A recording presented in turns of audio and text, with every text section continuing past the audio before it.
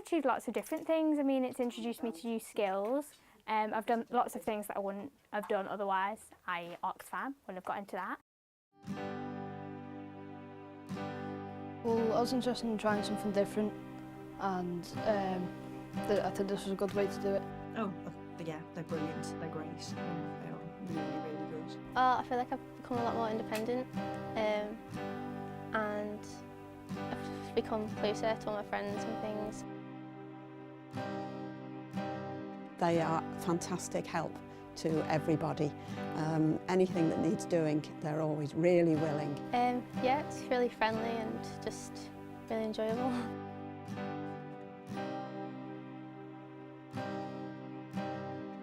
What could be more great than this, let's be honest?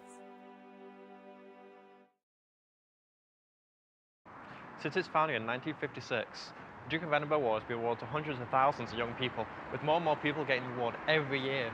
Which is why it's this award. What can you do to achieve it? More importantly, what can it do for you?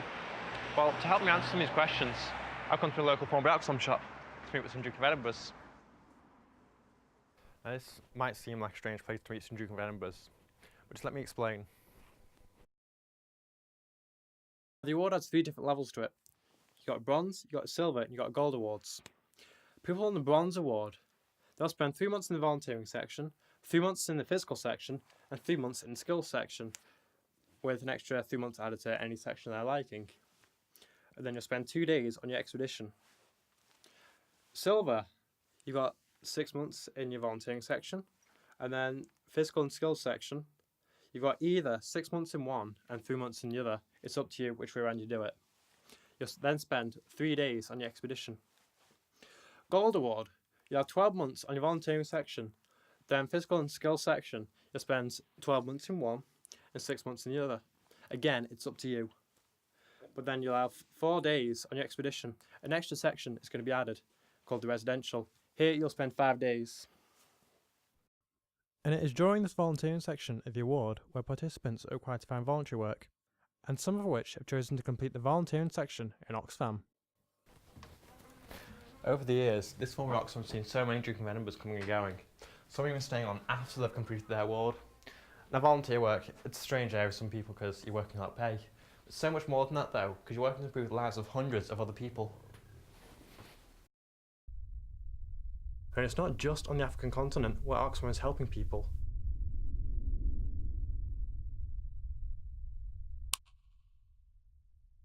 Oxfam is helping people all over the world, in hundreds of other countries.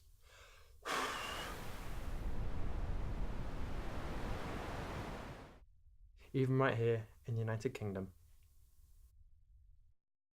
Well, it was started in 1942 by a group of Quakers, and it was in response to the Nazis had taken over Greece and there were blockades, so there wasn't food getting through. So a group of Quakers actually started, and it was started in Oxford, and it was the Oxford Committee for Famine Relief. And in the 60s it was shortened to Oxfam. But it's actually Oxford Famine that it's short for. And this is the upstairs sorting area. This is where everything gets priced before going into the shop, getting sent to other Oxfam shops or to other countries for aid.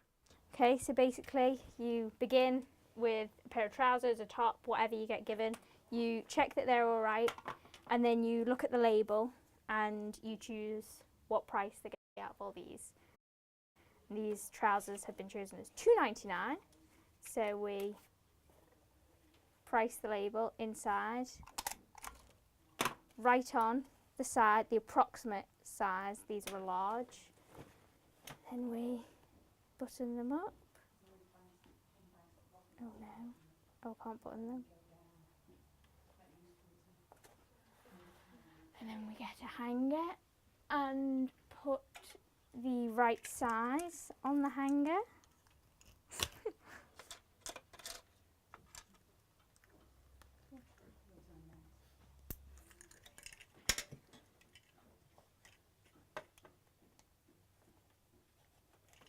And voila!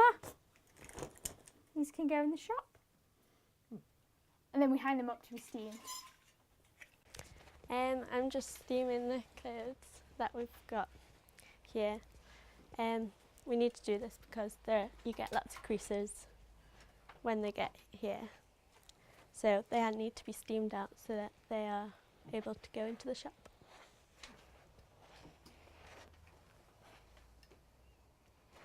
These are the ones that have already been steamed, and then these are the ones that need to be done.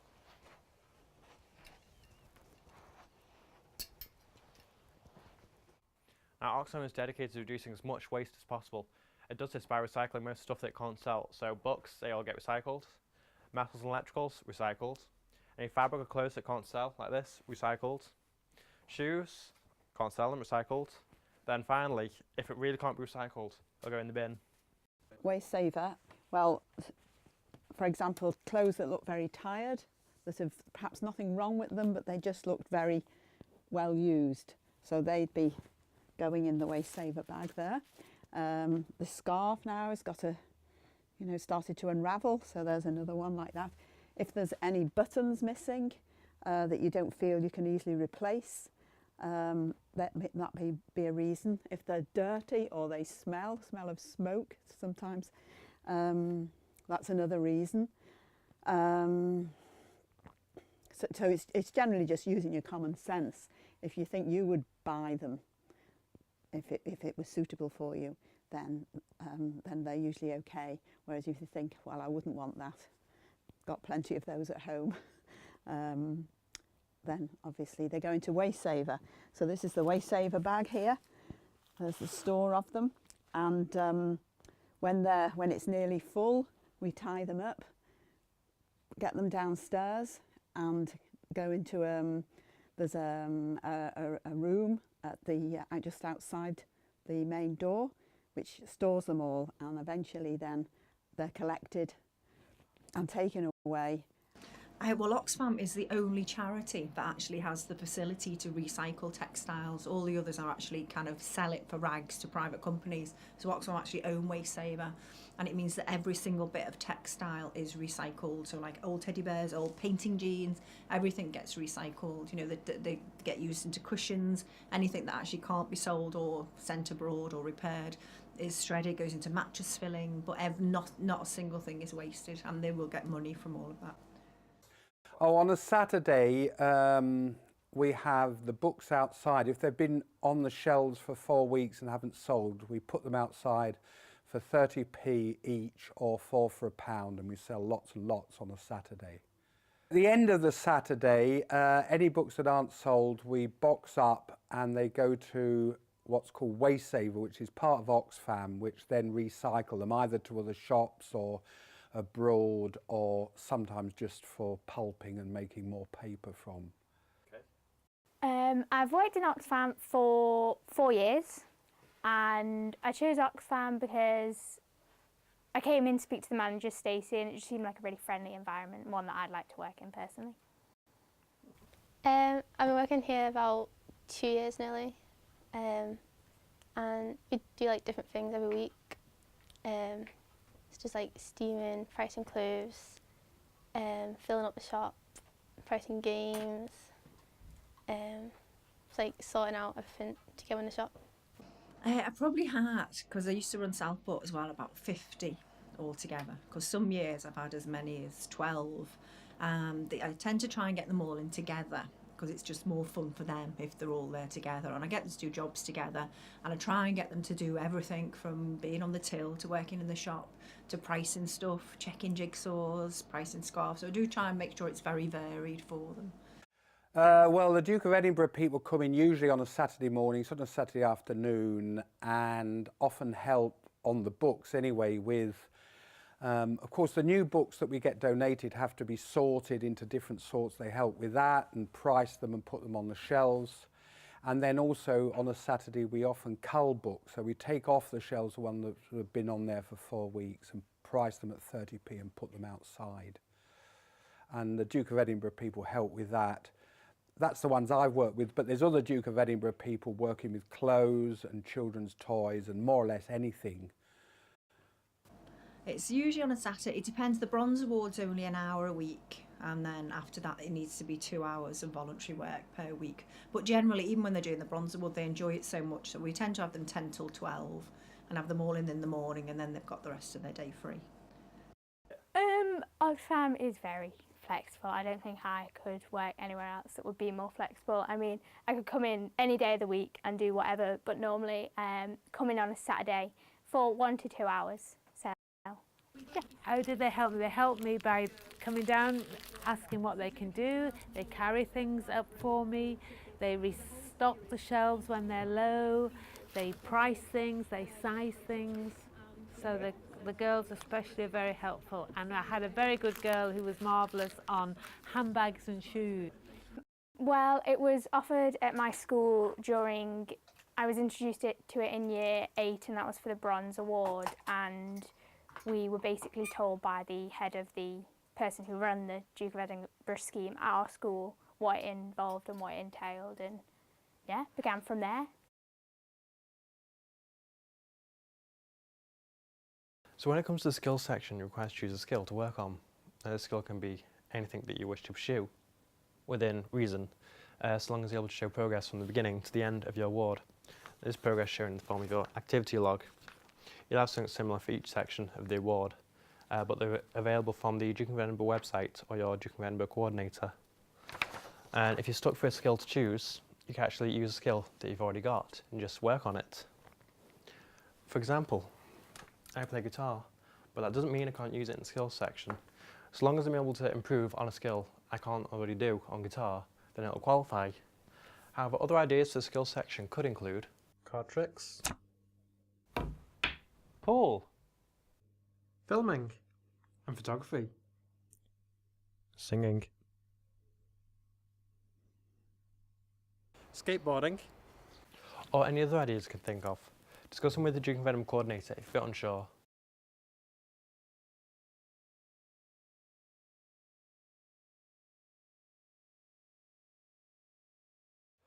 Now, one of the biggest challenges presented by the award is the expedition section.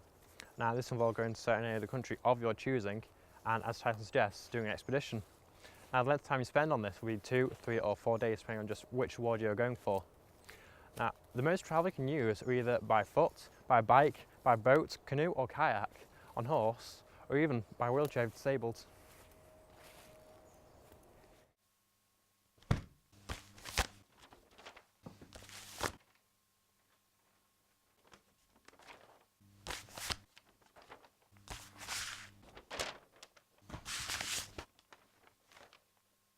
Now, expedition's taken as part of a team, so as a team, you'll have to decide where you want to take your expedition and what route that you wish to take. Now, you can do this one of 2 ways. You can either do it the old school paper maps method, or using the online EDV tool. Well, for one of them, we went to Yorkshire Dales, the Yorkshire Dales, and then for another, we've been to the Lake District, and both times were rainy and pouring, but it was great. It was good. Nice scenery.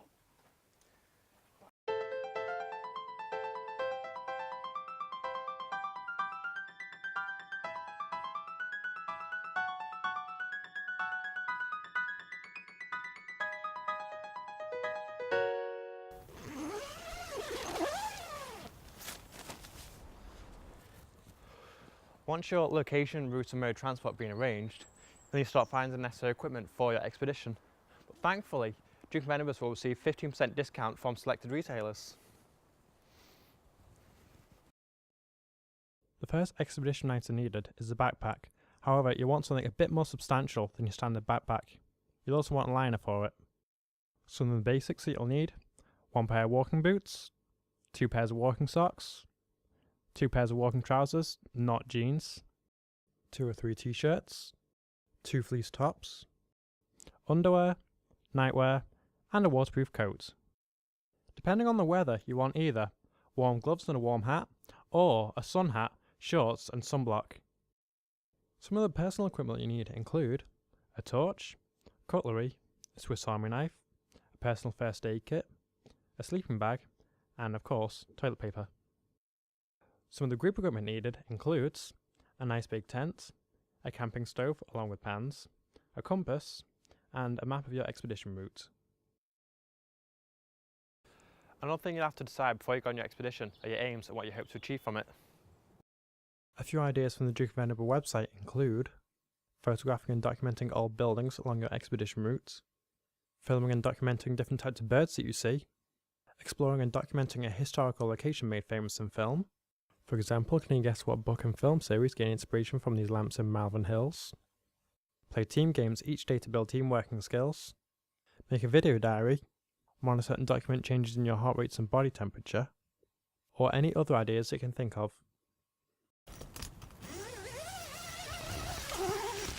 Once you've bought all your expedition equipment, you need some basic training on how to use it. Now, this could range from general camping skills, how to use your camping equipment, or how to use your mode of travel. As well as this, you want as many practice runs as possible at your expedition before you do the real thing.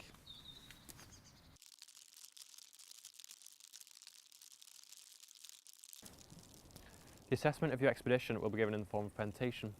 They give to either Duke of Edinburgh supervisor or your assessor. So it's very important that you take either a camera, notepad, or both with you on your expedition so you can document your experiences. Apart from that though, all that's left to do, enjoy the experience and have the odd roasted marshmallow or two.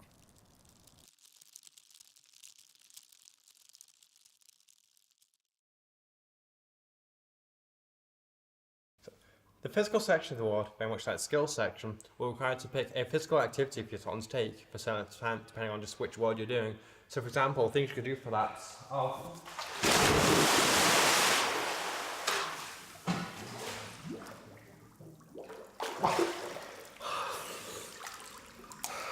water sports,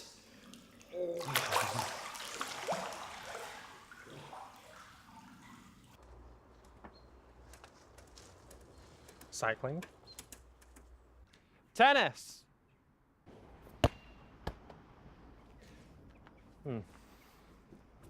basketball.